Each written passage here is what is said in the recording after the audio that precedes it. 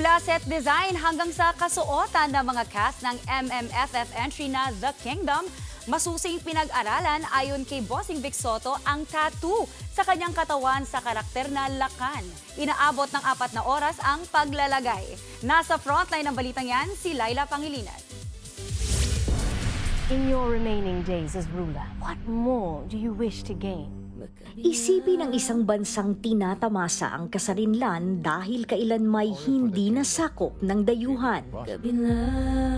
Bansang hinubog mula sa masaganang kultura at tradisyong hindi na impluwensyahan ng mga kolonyalista.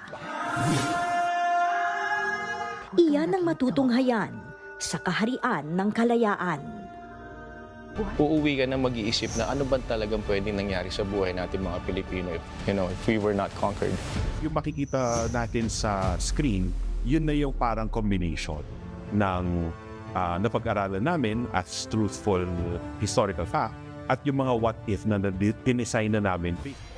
Mula sa set design, infrastructure, hanggang sa kasuotan.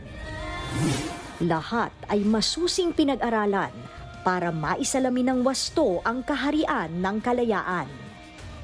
Hindi siya yung nag-design lang para maganda sa mata. Yung mga tattoo. Ang Lakan, the more tattoos, the higher your place in the society. So yung full body ko, kailangan may tattoo. It took us about 4 hours to do it. Challenge yun. Moderno sa paningin, subalit hitik sa kasaysayan. Ang The Kingdom. Bakit tayo huminto?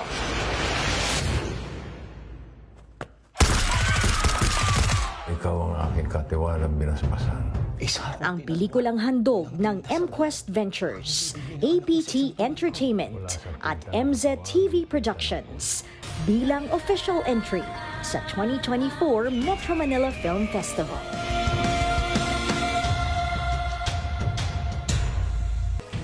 Mga kapatid, ito po ang inyong K-Alaman Queen, Kalad Karen. Always remember na ang K-Alaman ay K-Yamanan. Kaya para sa latest showbiz news at dagdag impormasyon, mag-follow at mag-subscribe sa social media pages ng News 5. K? Okay.